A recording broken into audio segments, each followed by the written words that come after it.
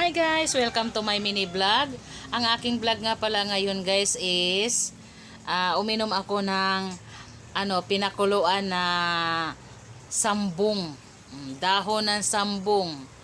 Ewan ko kung ano talaga ang insakling tawag dito. Basta kung sa Bisaya is gabon. Ang alam ko sa Tagalog dito ay sambong. Panoorin niyo ang buong video guys kung paano ko siya ginawa.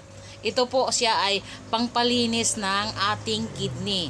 Sa tingin ko ngayon, karamihan ngayon, pabata na ang nagkakasakit ng kidney. So, try niyo ito guys habang wala pa kayong problema sa kidney. Ang sambong na to ay kayang linisin ang ating kidney para hindi tayo magkaroon ng bato sa bato. Kung tawagin is kidney stone. Kailangan talaga pag inom ninyo nito guys is mainit-init pa. Huwag ninyong ilagay sa ref or anuhin kasi nga pag mainit-init pa, hindi mo maramdaman na masama ang lasa. Masarap siya basta medyo mainit-init pa. Halimbawa, may trabaho kayo ng maaga, papasok kayo ng maaga, wala na kayong oras para hintayin na lumamig. Gumawa kayo, mayroon naman ngayong yung parang thermos, yung mga lalagyan ng tubig na pwede din natin lagyan ng yung mainit na tubig, pwede din lagyan ng malamig, 'di ba? May ganun na ngayon. So, yun ang ninyo, bilhin ninyo. Then, ilagay ninyo doon para hindi siya lumamig, dumating kayo sa iyong trabaho. So, doon na sa trabaho ninyo. Para kayong lang kayo doon, mag-tea. Oh. Yun lang. Ang halaman na ito ay pwedeng linisin ang ating kidney.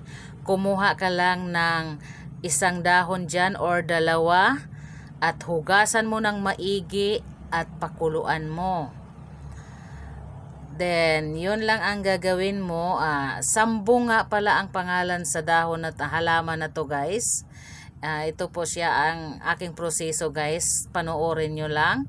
Ito, mag-init tayo muna ng tubig and then ilagay natin yung dahon and then pakuluan ng ilang minuto and then yun na yun, ilagay natin siya sa ating lalagyan, yung malinis din naman ng lalagyan and then palamigin natin, pero iinumin natin ito siya guys. Iyan na guys, nilagay ko na sa tasa.